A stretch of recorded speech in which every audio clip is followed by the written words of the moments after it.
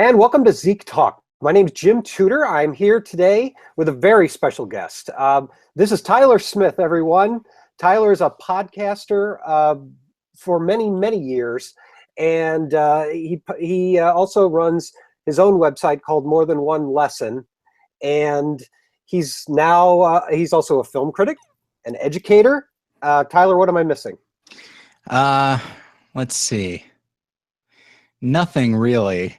Although I feel like all of it's not so much that you're missing anything except a bunch of asterisks. You know, I'm an educator, but I'm just a TA at the moment, and even then, that expired yesterday. And that I wasn't fired; the quarter ended, and so. And then, yes, I have been a film critic for a long time. I instinctively, there's this Los Angeles mindset in me where unless I'm doing film criticism as my primary job, I have a hard time saying that that's what I am. But because it feels fake to me. But I guess when you do something for 10 years and you start getting people interviewing you, I guess it's okay to say that that's what you are. So sure. Right, and I agree with that, and I understand that. I should let our viewers and listeners know that you are indeed based in LA. I am, yes. Yeah, I am in St. Louis, and out here in the middle of the country. Let's talk a little bit about your podcasting, since that's something that I know you've done for a very long time, being a fan of your work on those podcasts. I subscribe to Battleship Pretension. I'll just let you know that. And also I cherry pick More Than One Lesson. So, most people do. Yeah. And that said, I cherry pick most of them. Okay. I enjoy That's it good. a lot. Yeah. It's a time thing, but sure. So I figure here we are. The world needs another podcast, as though you aren't giving us enough. I did have 3 at one point. The third one I hosted with my wife about Survivor, but I just got too busy to do that one. Yes, this is the television series Survivor, the game show. Right, not the band. Not the band, right? Not yet, anyway. Did you ever see? I'm sure you've seen this. Conan O'Brien had a sketch years and years ago called Survivor, where they were pitching failed reality shows, and it was the member of Survivor. I don't think I did see that. I will have to check it out. I do like almost all things Survivor at this point, so. It's years ago, Late Night with Conan O'Brien, a very narrow, little bit that they did within a larger bit of failed reality shows, where the members of Survivor were in a Survivor, a Big Brother style house, walking around. Awesome. Going, yeah. So anyway, that works. Sidebar. Back to our point, though. You've written a book, and well, I should step back from that. Your book has been written, and you have now put together a book and released it. I do appreciate you stepping back a moment, because yes, if you didn't say it, I would have. That yes, I have published a book. It's called Worth Watching, and everything in the book is written by me. But it is really just a collection of movie reviews and essays, and that I've written over the last I guess about 6 or 7 years at this point, maybe even longer now that I think about it. And so I put them all together. But there isn't really, I don't think I actually wrote anything specifically for this book. I did a lot of revisions, but there's nothing in the book that cannot be found elsewhere, but there's a lot of different places. So I put them all together, and these are some of my better reviews, I would say. Excellent. So how far back does this batch of reviews go? You mean as far as the movies reviewed, or how far back the reviews themselves? The reviews themselves for you. Okay. What year, what era, what time period did you get started? What's the window, I guess, that we're looking at for you? I've written stuff here and there for a number of years, but I think we only really started reviewing in an official capacity, getting invited to press screenings, getting sent Blu-rays and reviewing them, that only really started happening at the very beginning of 2011. And so I think I have maybe my second or third review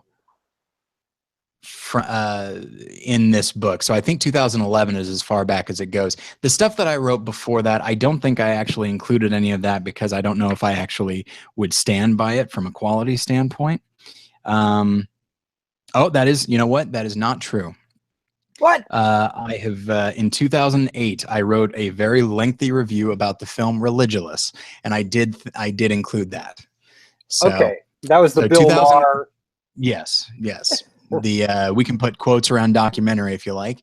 I would, but it's a very lengthy review, and so I was fairly proud of it. And so I guess 2008 is as far back as the reviews go. But I review stuff I review a couple of silent films in here, and so the films themselves go all the way back. Okay, and that's great. And I myself have been doing this in that semi-professional, presenting myself as a professional, but I've yet to really make any real money in reviewing things. Since 2003, 2004, started getting on press lists in 2004. Nice. You mentioned getting sent Blu-rays and things like that. That I've only been getting for about a year. Oh. So congratulations. And when you say we, the platform that got you here, let's tell everyone a little bit about that. So, okay, Battleship Pretension has been running since March of 2007. So we did just hit our 10-year mark at this point a couple months ago. And I host it with my friend David Bax. And so a little bit of background on that. I lived in Chicago, and so did he, but then he moved out to California about a year before I did.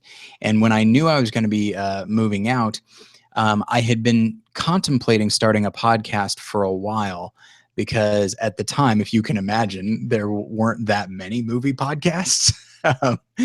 There were some, but I wasn't really happy with a lot of them. And so I thought, like, well, I think I could probably do this. I think I could be informative and insightful, but also not super dry. And I thought, like, well, if I do that, I would have to record it with a friend, and I wasn't really sure who to do it with. And then once my wife and I decided to move to California, I realized, like, okay, well, this David is the person I would do it with. He and I were roommates. We'd known each other for a number of years. And once we entertained the notion, I wish I could say that the name was my idea. It is not. David came up with Battleship Pretension, and that name has served us very well. There are people that have started listening solely because the name caught their attention. So I'm very proud of that. But so it's primarily been the two of us podcasting, and then we only really started taking our website seriously in about 2010, 2011, and that's when we started doing reviews and columns and stuff like that. And that's where you got the door opened into the legitimate critic world.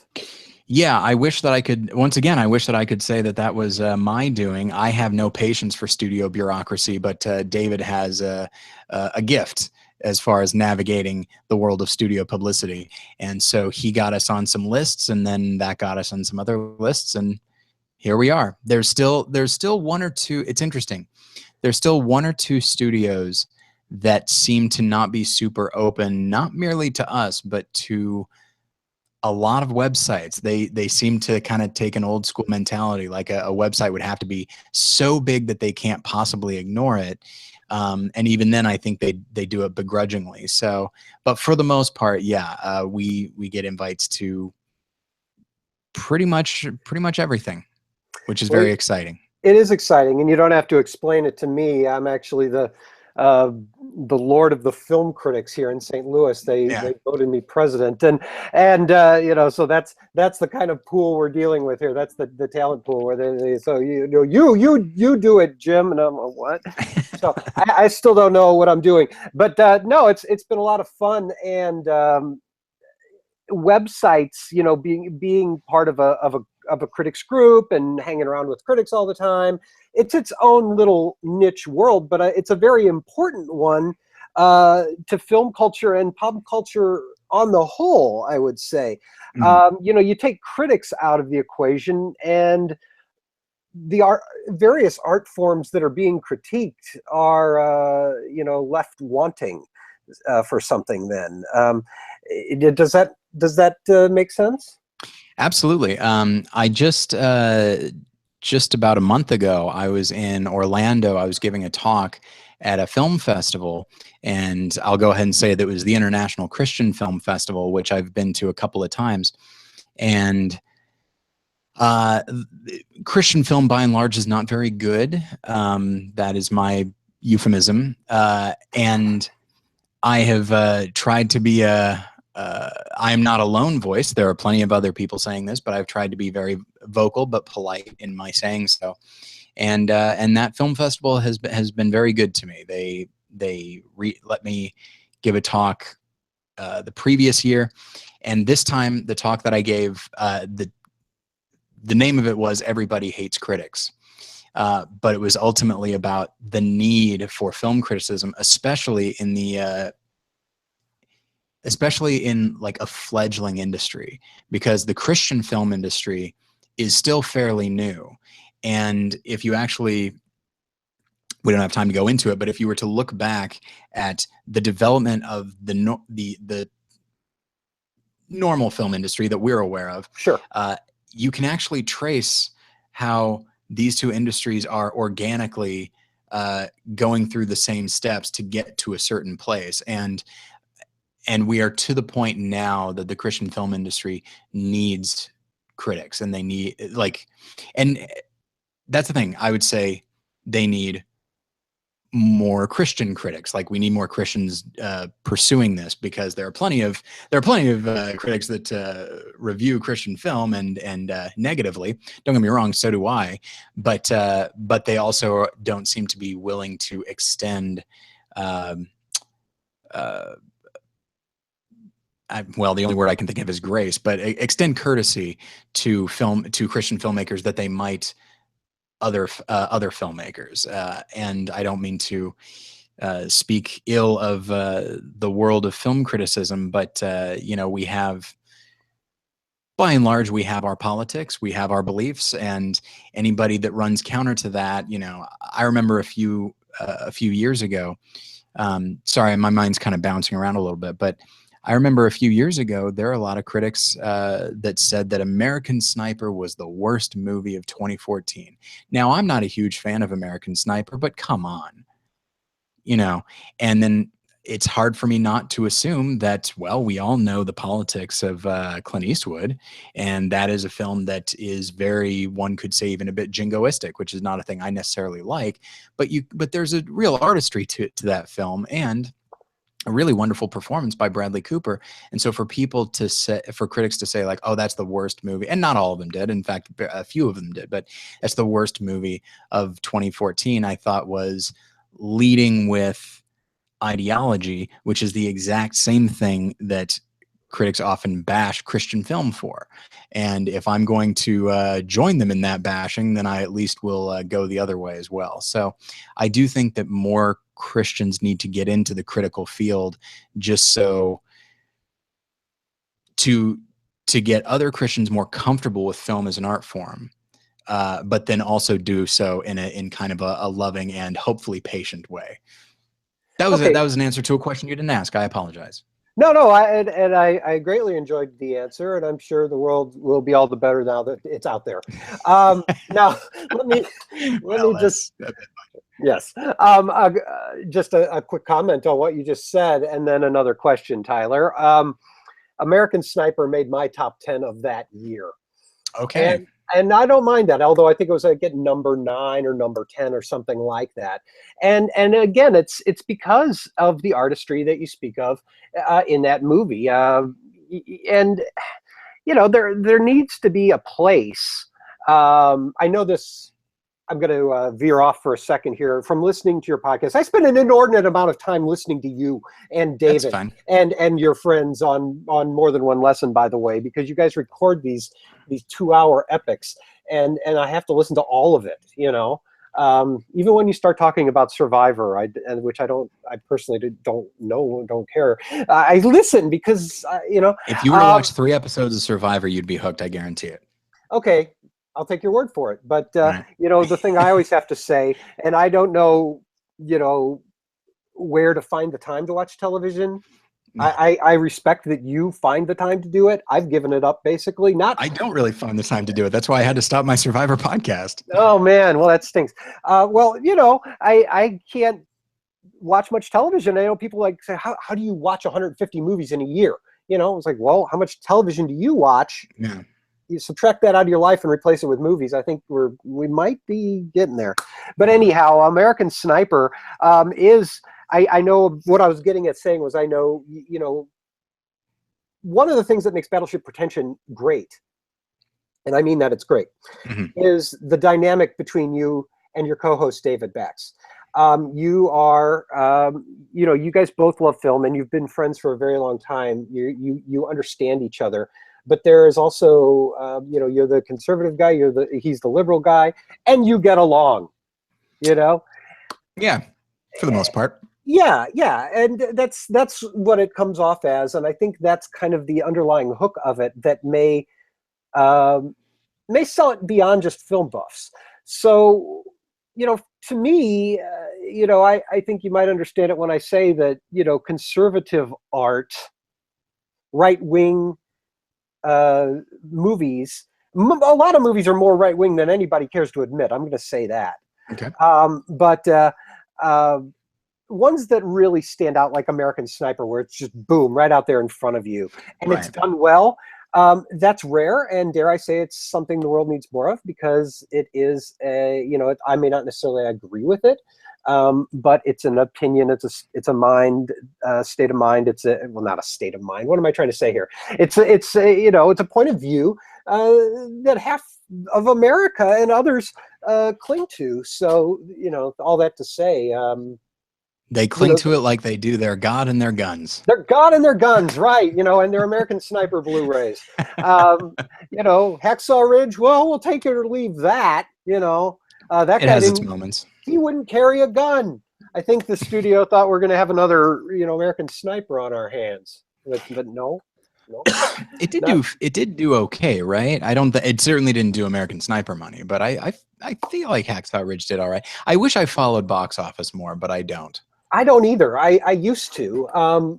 Internet Movie Database kind of took it off their main page because I think they realized they're just perpetuating, in some ways the horse race mentality of movie culture, and it's not really healthy. But that said, following box office and awards matter in so much as it shows where the zeitgeist is, where the public is, and that's important for critics. Yeah, I feel like, I absolutely agree. And it's interesting that box office and awards don't often overlap. Moonlight won Best Picture, which I think is a really great film, but it didn't make a great deal of money. It certainly was not number one at the box office or anything like that. La La Land did all right, but I think you need both, and I think it is important to pay attention to both. I wish I pay more attention to awards. But yeah, if you want to see what people are interested in, by and large, then you can take a look at box office, and sometimes it can be very discouraging to do so. But at the same time, sometimes award season can be very discouraging. When you see, and you know what? I didn't see the film, so maybe this is amazing. But when you see Eddie Redmayne win Best Actor, which is one of the most foregone conclusions for playing Stephen Hawking, it's like, okay, so he's playing a real guy who's a genius, but he has to overcome physical infirmity. It's just it seems so obvious, and there can be a self-congratulatory nature to awards. Well, I guess that's the very nature of them, but also from a political standpoint. And so those can also be cringe-inducing just as much as seeing that, I'm sure the new, I believe it's the 5th Transformers movie that's going to be coming out this summer, and I'm sure it's going to do great. Oh, You I'm know, sure it'll do great too. Although I can't imagine who's sitting out there saying, boy, I can't wait to see where the Transformers saga goes next.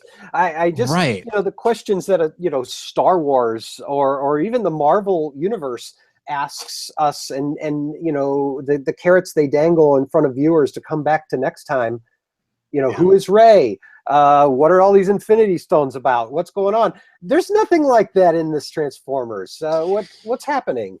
Or the Pirates of the Caribbean movies, which True. I love that first one. The second one has its moments, as does the third. The fourth I thought was, whatever. And I didn't see the fifth one, but those aren't films that were necessarily begging for sequels. There needs to be something in franchises. There needs to be something artistic about them that makes that lures people in and then makes them want more. And while I do enjoy the Marvel films for the most part, but a lot of the films that got sequels, I think I wasn't really longing to see a sequel to Thor. But if we had to do it to get to Thor Ragnarok, which may or may not be good, but it sure looks fun, I'm okay with that. But there's just this assumption that if something makes money, then obviously people will pay more money to see it, to see a sequel. The film Now You See Me has a sequel. I know. Now the first film I thought was, fine. I thought it was a perfectly pleasant way to spend an evening. And it made a bunch of money. And so the studio mentality is, let's make more money with it. It's like, no, you don't understand. This film is done. You can't make more money with this because there's nothing about it that lends itself to that. And sure enough, the second film was massacred by critics and did not do well at the box office because not every film needs to be extended. Oh, of course not. And I'd argue in the case of Now You See Me, the first film ended halfway through the first film. They kind of dropped their main characters, the magician team, and switched gears because they ran out of steam. So, that's the clear case of the sequel that nobody asked for, which one of our local St. Louis critics, by the way, put out there. They missed a golden opportunity in titling Now You See Me 2, Now You Don't. Oh, yeah. Right. Of course, that would just be bait for critics. That really just set right up. Anytime, I just wrote a review for 47 Meters Down, and it's just like, boy, if you're gonna make a movie that has anything to do with water, it better be good, because there's a lot of you can use the concept of sinking, you can use the concept of drowning. Oh, critics can really jump into any of that. A movie being out of its depth, there's a lot of options. It's sharks. It bites. It bites. There you go. Yeah. Absolutely. No, I don't. I didn't get to see that one. I'll look forward to hearing what you have to say about it. Let's jump back to one thing, though. For the Christians and those curious about this subculture of Christians and film. I myself went to that Christian International Film Festival. I think it was before they called it a festival. I went back in 1995. When it met in a rec room in Colorado Springs. Okay. This might be a different one then, because this one is fairly... Really? Okay. Well, it was the same idea, probably. It had a very similar name. But anyhow, it was painful, and I couldn't go back. In fact, I remember my big memory was I hit a certain point where I was like, me and my friend were like, I can't take it anymore. And we skipped out on the lecture, that day's keynote speaker that afternoon, and went to the nearest multiplex and saw the movie Species. Which is pretty trashy. So that's all right. It's a good palate cleanser, I guess. I think it was necessary as a palate cleanser. It was horrible. It's a horrible film. But anyway, the question is, you're talking about a few minutes ago, you were talking about Christians, the need for film critics that are Christians. Mm-hmm. Are you saying that specifically as the world needs more Christian film critics to evaluate all these Christian films that are being made fairly? Or are you saying that the world needs Christian film critics in general? Maybe not in general. I would say the world might need it simply because there aren't very many, and it is a large population that is, I would say, very underrepresented in the critical community, and so it never hurts to have more representation on that level. But no, I'm thinking more along the lines of the Christian community needs more people within the artistic world that are willing to think critically and willing to be honest. That's willing to be honest about the quality of the films that are being put out, but again, honest. It's a sympathetic honesty. I've seen Christian films, and the theme of the film is one that I agree with. And so, and in that moment, there's this feeling, I can't even really describe it, where it's just like, wow, you know what? I really don't hear this very much in movies. It's weird to hear it now. And it's like, what a nice surprise. And so it can be very tempting when you are being pandered to that way, and you only realize then that, oh wow, I really am, like, true Christianity and the Christian mindset really isn't represented in film very much. And so on those days when it is like, wow, I'm inclined to cut this film slack, but you can't, because you can cut it a certain degree of slack and assume the best of the filmmakers, but that doesn't mean they've made a good movie, and it doesn't mean they've made an effective movie. Like, you need to be, the moment you start feeling like, oh, I really this really speaks to me, and it's fine, and it's telling me that everything I think is right, well, that could be called pandering. And I'd say that the moment you start to feel that, you don't necessarily put your defenses up, but start to be a little bit more suspicious. Well said. Okay, so yeah, no, that's fantastic. Christians in film.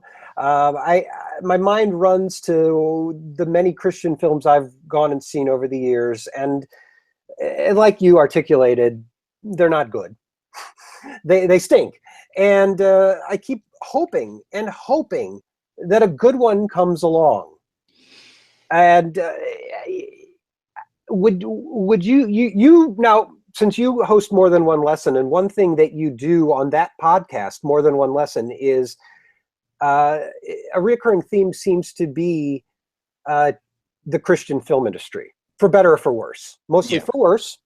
What have you run into in the Christian film industry in terms of movies, in terms of filmmakers, that you see promise? Well, there are a handful of movies that have been made that are officially faith-based films that have surprised me. There's one called Believe Me, that is a comedy, and it is a comedy that pokes fun at the church, and more specifically the cultural expression of faith. And I think I've seen Christian comedies before, and they are absolutely horrendous. But this one actually is pretty solid and has a bit of an edge to it, which is very refreshing.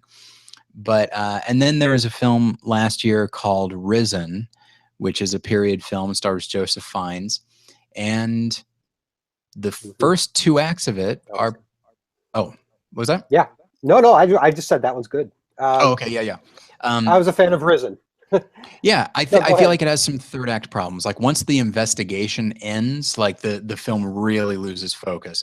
Yeah. But two good acts is better than none. And that's so the procedure. The procedural about the resurrection.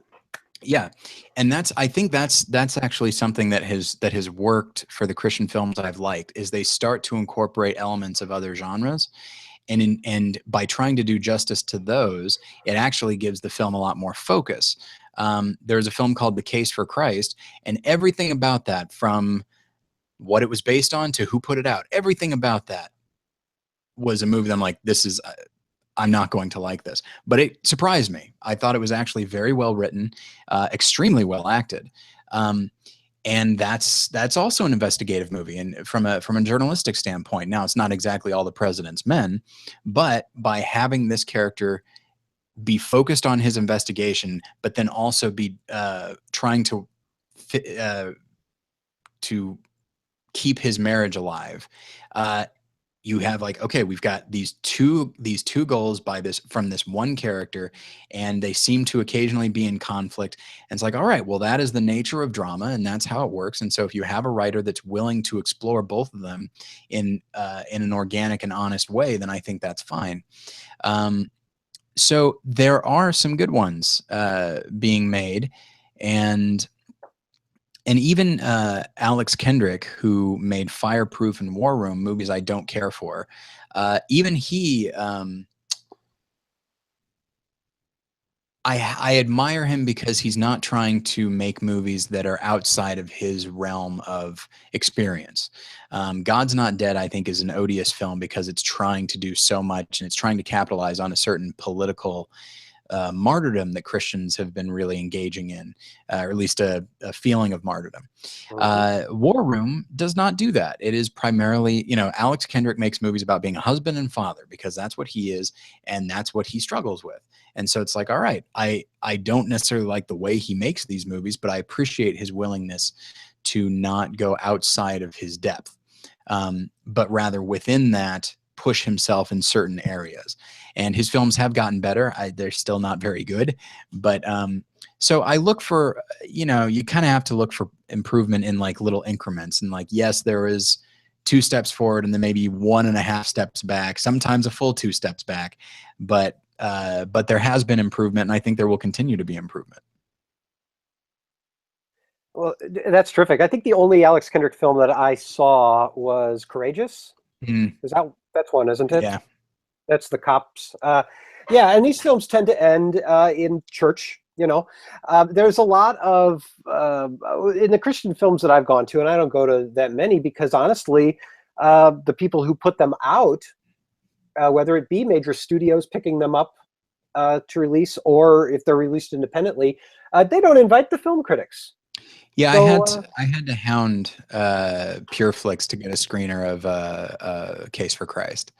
There are some that I just hear about, and I'm like, that sounds like something. When I say potential, I don't necessarily mean that there's a lot of artistic potential. I mean that there's potential for a good episode to come out of it. And so like Case for Christ, for example, it's like, oh, that sounds like it could make for a good episode. So I emailed and went back and forth, and then finally, after a long time, got a screener. But yeah, that's the thing is the Christian community and the Christian filmmaking community is very suspicious of critics, which is why I think we need more Christian critics who will at least cut them some slack, or at least give them the benefit of the doubt, because I think critics are necessary, but as it happens right now, I'm writing a paper about the relevance of critics and the changing definition of the word relevant. And so I think critics are always going to be around, and I think they are necessary to the people that deem them necessary. And so I think that the Christian community needs to get to a point where they feel like criticism is necessary. And once they do, I think then you'll notice a real tonal change in, or at least I hope so, a real tonal change in the way the Christian community talks about critics of all kinds, not just Christian ones.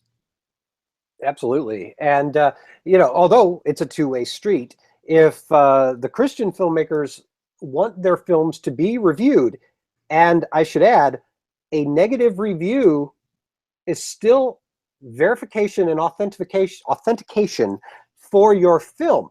Yeah. The fact that critics are giving it their time and giving it their consideration, that means you have made a real movie, as opposed to, this this project. You've made something that people who follow the art form feel that it's worth talking about, at least for the amount of time that they talked about it.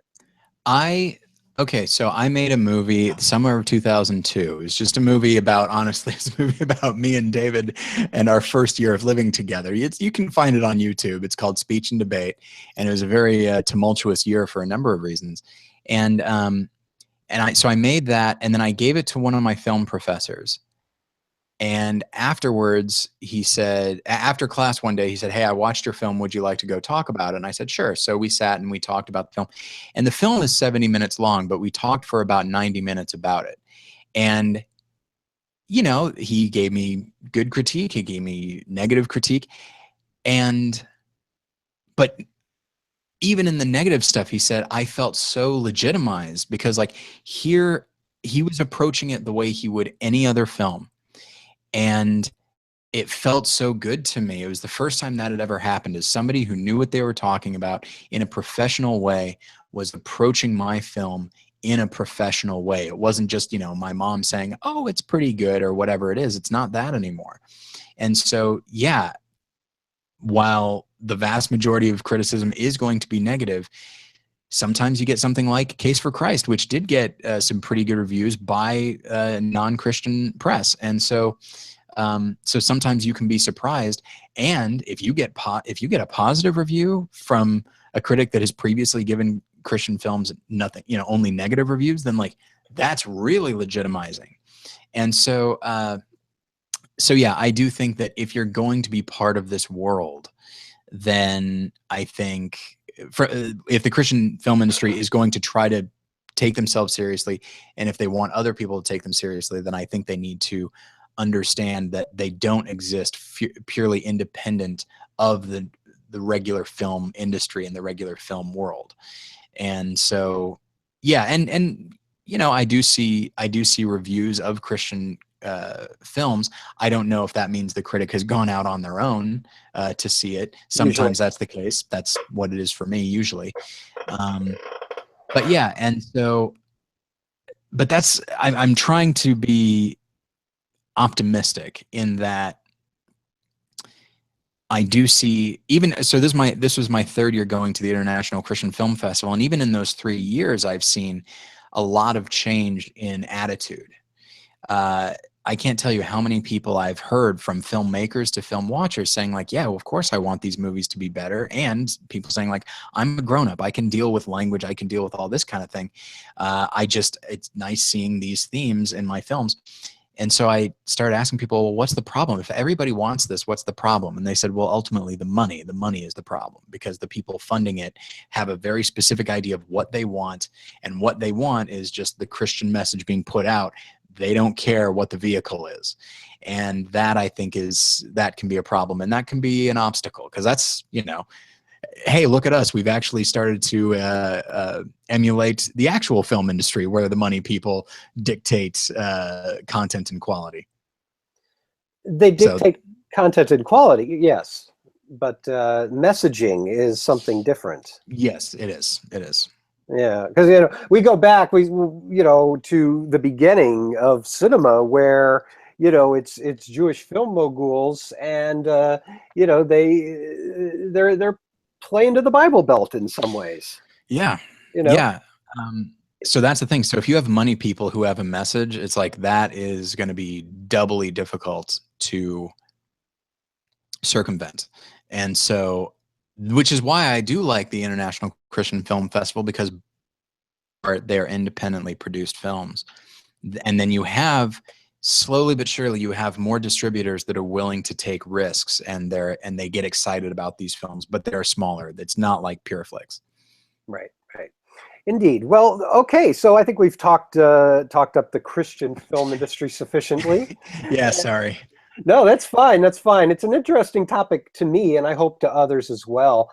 You know, interesting niche, and it is a growing niche. It'd be nice if it weren't such a niche, but here we are.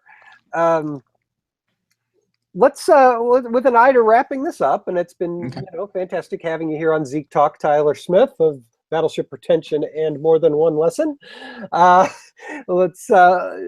You've got your book there. I do. Okay, let's see it one more time for those of us watching this on YouTube. It's worth watching. And yeah, go ahead and hold it up while you're talking, so it'll show it. Okay, hang on. All right. Now tell us, keep holding that book, because we need to see this. It's a very attractive book. You self-published this book? I did. And how do people get it? They can get, at the moment I'm selling it through my More Than One Lesson website. but I will be this summer when I have time, I will be putting together a site specifically for the book. So you can go to morethanonelesson.com and you will find a button on the side that says Tyler's book. So click on that, and it costs $15, and it is specifically, at the moment I can only ship within the United States because shipping elsewhere is pricey, and I don't have that Amazon money. So yeah, United States only, unfortunately. But yeah, that's the case. I'm not going to ask you to keep holding it up.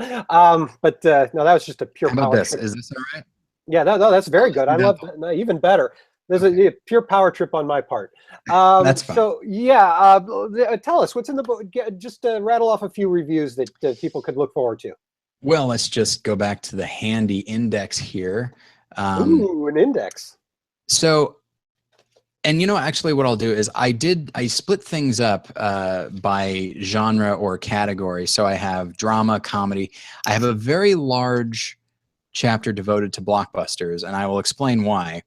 The whole reason that I actually published this book was so that I would have something to sell at this year's International Christian Film Festival after I gave my talk about how important criticism was. Because I thought, like, okay, well, if people like my talk, then they will probably come up to my table, and sure enough, that's what happened. And it'd be nice, if they are interested in criticism, it would be nice to be able to hand them something and say, yes, here's a good start, and something written by me who they just heard from. And so the chapter on blockbusters is a little bit longer than most of the other chapters. I think it is the longest chapter here, precisely because when it comes right down to it, most Christian audiences, they're reluctant to see most movies, but they'll see the Star Wars movies, they'll see Marvel films. And so I figured that had the highest ratio of films that they had seen, or the highest number of films they had seen. But then I also specifically and on purpose, I put the chapter on horror right after the blockbuster chapter. But then I do have a small section on faith-based films, and then I do have some longer essays in the book. I have one that I wrote about Alfred Hitchcock and the way that he used Jimmy Stewart as a way of holding the audience accountable for the stuff that happens in his films. And then I wrote a long essay about Harold Lloyd, my favorite silent comedian. That's for virtually nobody, but maybe.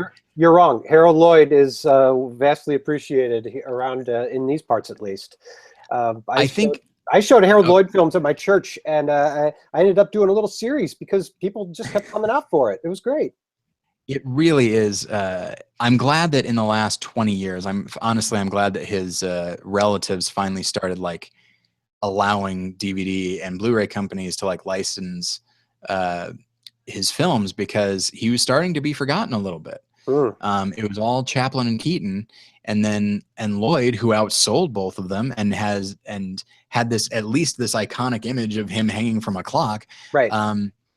It was getting to be that was the only thing that people knew about him. And so thankfully the family wised up and started licensing the films out, especially Criterion. Criterion treats him pretty well. And I'm a huge fan of Harold Lloyd. And so the chapter is called Just a Regular Fellow, and it's about the relatability of the Harold Lloyd character, as opposed to the little tramp and the stone face from Keaton. And then the longest essay in here is about what I call Christian social drama, which is not every Christian film falls into that, but there are a number of them that do, and approaching it as a new genre, like in the same vein as film noir or Western. So so I tried to think a little bit outside the box as far as what I would include, and I know it's self-published and stuff, but I'm actually rather proud of it. That's great. And I've heard you talk about the argument for the Christian social drama as its own genre.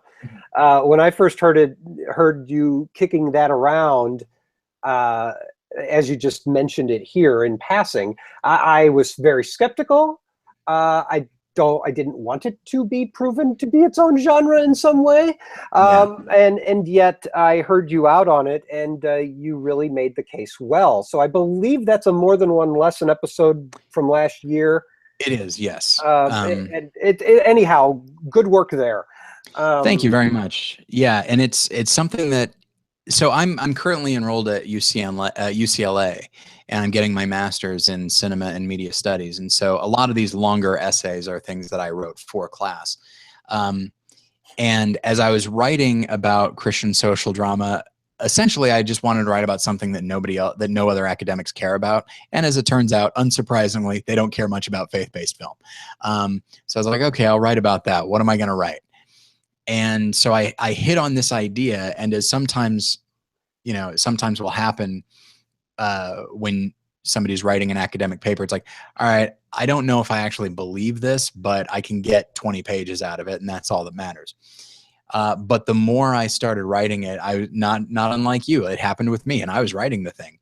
The more I wrote it, the more I'm like, I think this might actually be right. And I was reluctant, because the moment a film is part of a genre, then you can't compare it to other movies. You have to compare it to that genre. You can't compare The Sound of Music to Double Indemnity. Like, they are separate. And then if The Sound of Music started to, well, I'm also the opinion that musicals actually are not a genre, but so I'll say Westerns, like Westerns and film noir. If you started to have film noir elements in a Western, it might be a fun thing, but you'd also be like, well, this isn't the best. It's not a standard essential Western. And in that same way, in my essay, I write that if you approach Christian social drama as a genre, then suddenly the conversion scenes that are so cringe-inducing, suddenly a film is off the beaten path if it doesn't include that. That is a significant plot point of this genre, not unlike a femme fatale in film noir. And so basically, it was an essay talking about how we should take these more seriously artistically, which is not an argument I like making, but I convinced myself. Yeah, and it's like I said, it's an interesting argument. It's not always a comfortable argument for those of us, myself. I'm a film lover. I'm a Christian. I'm both things. I don't have a lot of patience for Christian films. I don't like the way where it's gone, just as we've talked about. But you make that argument. It's there in your book, correct? Yes, it is. It's the last chapter. Here's the book again. I will confess here to you that I have not purchased your book because I did not get $15 yet, but I will get the book, and everybody should get the book. Those watching this on YouTube can see this poor man is living in an empty house. Is this a display home? You've been robbed? What? Look at this. You need some things. My wife and I are in the midst of a move, and we actually just packed up my DVD and Blu-ray wall, and so just seeing those empty shelves is very disheartening. My DVD and Blu-ray walls are right there. You can't see them. But nice. It's the criterions are all arranged in numeric order over the television. Oh, look at you. It's very impressive, and you'll take my word for it. It also bums me out that I had to pack up some of my Riddlers. I also have an extensive collection of Riddler action figures, but almost all of them are down. The Riddler, that fiend. That's right. Okay.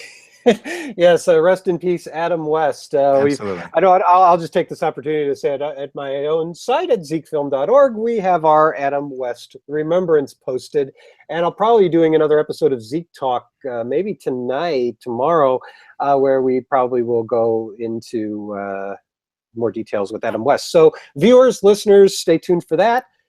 Tyler, you can be found at, go ahead. You can find me at battleshippretension.com. You can find me at morethanonelesson.com.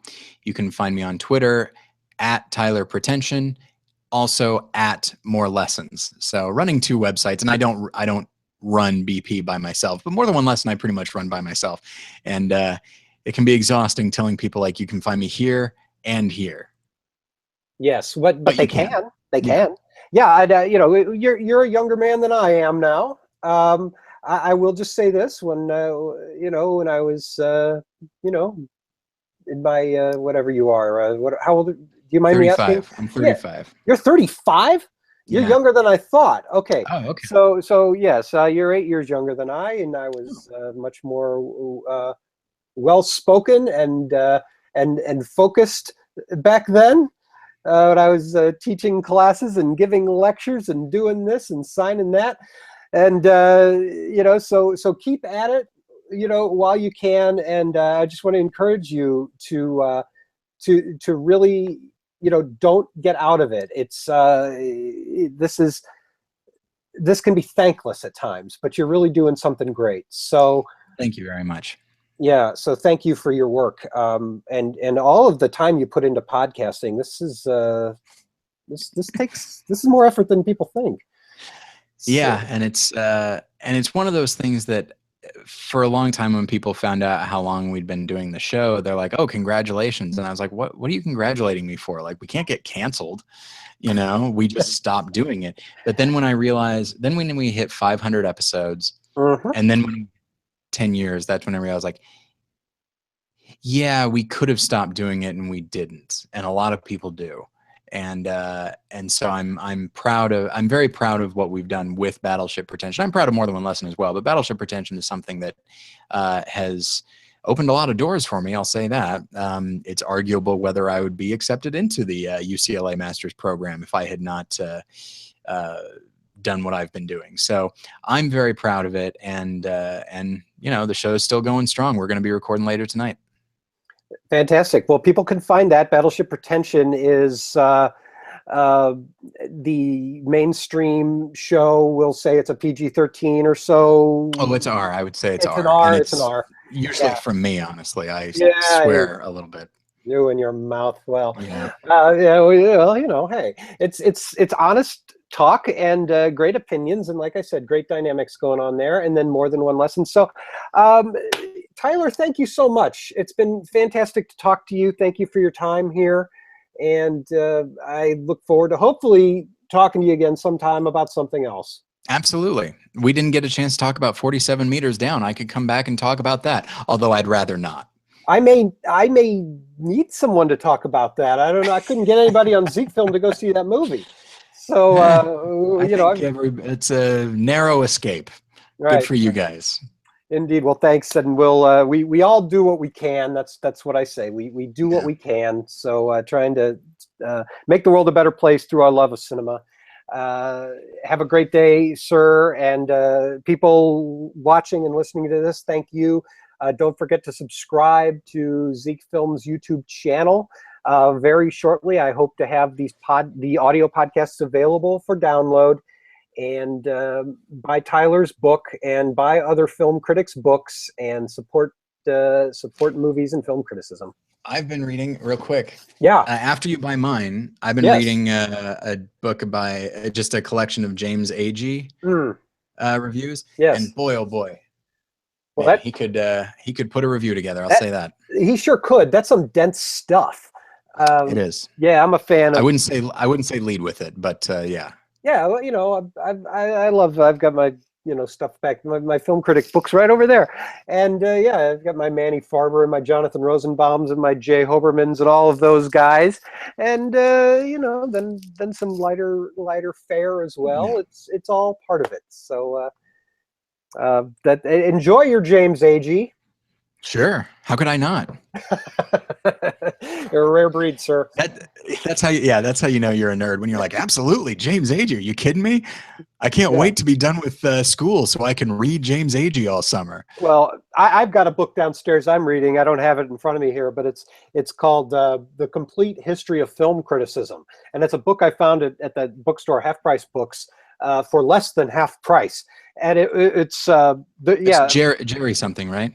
Yes, it's Jerry something, exactly. And it's, I read it for this paper I'm writing. It was an okay book. It's, but I was like, wait a second, it's 450 pages. It's the complete history of film criticism. And I could be wrong, but I haven't gotten through the entire thing. You, Tyler, or we're not in this book. How can it possibly be the complete history of film criticism? I know. I'll say this. I read a few books for this paper that I'm writing, and a lot of them talk about the advent of podcasting, and they list some notable podcasts, and I know all the people that host those shows, and BP's not in there because we're still not super high profile, even though we've been doing it for a long time. So as I was reading that, I was like, yeah, I guess we're not big time or anything. It was humbling, but probably in a good way. Well, stay humble, but stay good, and keep striving, and you'll get there, son. Maybe. Maybe. Yeah. But whether you do or you don't, you're doing great work. So thank you very much. And that's what matters. And again, Tyler, thank you, and have a great night, and have a great night, everybody. I'm going to stop this now. Okay. How do I stop this? I'm such a Luddite. Okay, here we go. Good night, everyone.